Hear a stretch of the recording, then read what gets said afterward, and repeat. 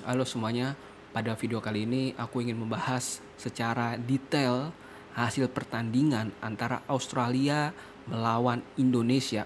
Australia memenangkan pertandingan ini dengan sangat meyakinkan, di mana Australia memenangkan dan mendapatkan 3 poin dengan meraih 5 gol dari Indonesia, dan juga Indonesia hanya dapat membobol gawang Australia sebanyak 1 gol.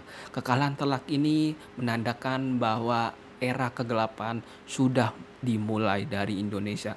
Di mana kita tahu bahwa sebelumnya Indonesia bermain melawan Australia di Indonesia mendapatkan 1 poin. Dan ini sekarang Indonesia dengan nambahnya pemain-pemain dari diaspora, oleh Romani, kemudian ada James, membuat Indonesia kalah dengan skor yang sangat telak sebanyak 5 gol dengan 1 balasan saja. Dan di sini aku ingin menjelaskan secara lengkap apa saja yang menjadi faktor kekalahan dari timnas Indonesia, dari pemain lini belakang, kemudian juga ada pemilihan pemain yang kurang, dan juga pola permainan, dan juga kesalahan dari pelatih dari segi taktik maupun permainan. Oleh karena itu, jangan di skip video ini, aku akan membahas secara lengkap. Pada segmen yang pertama, yaitu kita masuk ke jalannya pertandingan ya. Di jalannya pertandingan ini, timnas Indonesia bermain dengan sangat hati-hati. Dan tentu saja di awal banget babak pertama, Indonesia mendapatkan penalti dengan kesalahan dari back atau lini pertahanan dari Australia, dan eksekusi diambil oleh Kevin Dix. Tetapi sayangnya Indonesia gagal untuk memanfaatkan peluang tersebut mengenai mistar gawang, dan ini menjadi momen kekecewaan dari seluruh fans dari timnas Indonesia tentunya. Dan yang lebih miris lagi, di mana setelah itu Australia mendapatkan penalti, dan di mana menurut aku Nathan ini tidak cocok untuk menjaga seperti itu, dan emang benar saja layak mendapatkan penalti. Dan pastinya tentunya juga dengan mental yang kuat, pemain Australia membobol gawang Martin Paes dan juga mengungguli Indonesia dengan skor 1-0. Kemudian selang 2 menit juga kesalahan dari lini belakang dari timnas Indonesia tentunya membuat gol kedua terjadi, di mana offset trap yang diterapkan oleh timnas Indonesia gagal dan menghasilkan bahwa 1 lawan 1 dari kiper dan Velupesi membuahkan gol, dan Indonesia pun kalah dengan ketinggalan skor 2 gol. Kemudian gol ketiga dan keempat, lalu kelima juga berhasil didapatkan oleh timnas Australia dengan set piece-nya melalui sundulan, dan juga pastinya dengan 3 gol ini yang melalui set piece, pastinya harus ada evaluasi untuk pertandingan melawan Bahrain. Tetapi yang aku bingungin kenapa? Karena di babak pertama timnas Indonesia itu tidak bermain dengan layaknya permainan dia, tetapi dia bermain dengan bola-bola yang tinggi, dan menurut aku enggak banget sebagai pelatih dari Belanda ya untuk bermain seperti itu. Kemudian kesalahan di lini belakang. Tentunya kesalahan di lini belakang ini menurut aku sangat fatal ya. 3 gol melalui set piece ini menandakan bahwa timnas Indonesia sekarang kekurangannya yaitu bertahan. Kita tahu di era sebelumnya timnas Indonesia kekurangannya adalah penyerangan, susah banget untuk membobol, tetapi di era sekarang di pelatih baru ini kekurangannya yaitu adalah pertahanan. Menurutku antara bertahan atau menyerang, aku lebih menginginkan Indonesia kekurangan dalam hal menyerang tetapi kuat dalam hal bertahan. Karena apa?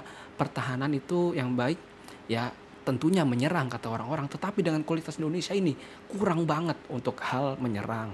Tetapi dalam bertahan juga Indonesia sangat buruk ya untuk pertandingan kali ini.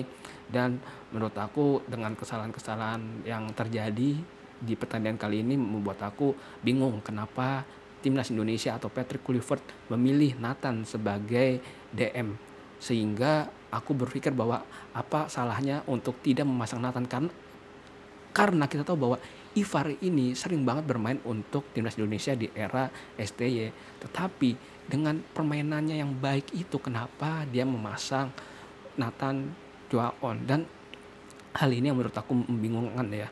Dan menurut aku Nathan juga adalah salah satu faktor kekalahan di mana dia juga di salah satu gol selain dia melanggar dan membuahkan penalti, dia ada di salah satu gol dia juga kurang penjagaan yang ketat untuk pemain-pemain. Mungkin dia kena mental sehingga dia tidak menjaga ketat pemain itu di selanjutnya. Oleh karena itu aku bingung deh sama dia.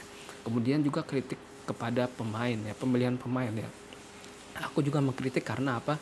Karena aku lihat bahwa kita tahu bahwa Sandy Walsh dimasukin di babak kedua dan hasilnya juga kurang memuaskan, dan dia juga yang terjadi gol di salah satu gol di set piece itu. Dan menurutku hal-hal seperti inilah yang harus diwaspadai oleh Indonesia. Karena apa? Karena masih banyak banget pemain-pemain yang bagus. Kenapa tidak memasang Pelupesi yang sudah dimainkan di klubnya dan sering dimainkan di klubnya tetapi nggak dimainkan? Karena kalau misalkan kita lihat ke belakang lagi bahwa ada Ole yang baru dimainkan juga, kenapa Pelupesi enggak? Kemudian di belakang kenapa Sandy Walsh dijadiin CB? Kenapa tidak Rizky Ridho yang jadiin CB sehingga bermain dengan nyaman? Karena kita tahu bahwa kecepatan Rizky Ridho jauh mengungguli dibandingkan dengan si Sandy Walsh. Oleh karena itu menurutku kurang bijak keputusan kali ini. Kemudian yang aku bingungin yaitu kesalahan dari pelatih ya. Kesalahan yang ini menurutku aku dan kalian pun ngerti ya, gimana pelatih dari awal pertandingan nggak bisa untuk menenangkan pemain-pemainnya sehingga nervous, terjadi gol pertama dan kejadi gol kedua dan tidak lama, cuman membutuhkan 2 menit untuk bisa membobol gawang timnas Indonesia untuk mengungguli 2 gol jauh lebih dari Indonesia. Aku bingung kenapa itu terjadi. Kemudian kedua yaitu kurangnya latihan set piece. Kita tahu bahwa hasil dari kerja keras di latihan yaitu di pertandingan. Tentunya kesalahan dari timnas Indonesia yaitu set piece-nya, untuk antisipasi set piece-nya kurang. Karena itu Indonesia berarti kurang dalam latihan set piece dan lebih sering latihan possession, karena kita tahu bahwa di pertandingan ini possession Indonesia lebih besar dibandingkan Australia. Tetapi possession saja nggak cukup teman-teman. Bayangin aja possession nggak cukup. Dan aku bingung lagi kenapa bermainnya dari awal hingga menit 70, di bawah 70 bermain dengan long ball. Kenapa baru menit 70 sampai 90 bermainnya kick and rush atau one to touch pass?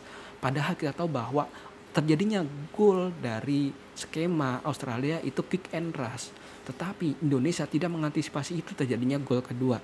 Tetapi Indonesia ini di pertandingan kali ini banyak sekali bermain long ball di mana kurang efektif. Kalau kita lihat ya bahwa pemain Australia sama Indonesia ini emang sama-sama tinggi, tetapi kenapa tidak bisa bermain one to touch pass? Sedangkan kalau kita lihat bahwa one to touch pass tuh sangat efektif dibandingkan long ball, sehingga menurutku kurang bijak lah. Tetapi kita tahu bahwa keputusan yang tepat untuk bermain one to touch pass di menit 70 sehingga bisa membobol gawang Australia 1 gol, tetapi 1 gol kurang baik menurut aku. Dan bisa aku prediksi dari sekarang ya bahwa timnas Indonesia menurutku gak bakal lolos ke putaran selanjutnya maupun lolos ke Piala Dunia. Karena apa? Karena ya dengan permainan seperti ini ya, jika nggak ada evaluasi, apalagi nanti bermain melawan Bahrain yang sangat-sangat pragmatis bermainnya, ngandalin set piece, ini sangat membahayakan bagi timnas Indonesia. Oleh karena itu jika enggak segera dibenahi, maka timnas Indonesia bakal dipastikan ketika melawan Bahrain itulah menjadi penentu dari langkah Indonesia selanjutnya di kualifikasi Piala Dunia. Jadi untuk kesimpulannya, semangat untuk timnas Indonesia. Kita tahu bahwa ini cuman menurut saya doang, pendapatku doang. Jadi semua kalian juga bisa berpendapat, tetapi kita mendoakan yang terbaik untuk timnas Indonesia tentunya, dan jangan sampai timnas Indonesia kalah di pertandingan selanjutnya melawan Bahrain. Oleh karena itu kita doakan yang terbaik. Kita juga tetap dukung timnas Indonesia apapun hasilnya, dan jangan juga untuk mencela pemain-pemain yang ada. Kita boleh mengkritik tapi jangan mencela pribadinya. Oke, jika kalian ada saran, masukan atau pendapat yang kalian bisa omongkan atau berbeda dengan aku, kalian bisa komen di kolom komentar. Jika kalian juga ada masukan terhadap video-videoku sekarang atau selanjutnya, kalian juga bisa komen di kolom komentar. Sekian video kali ini. I love you all. Thank you and bye-bye.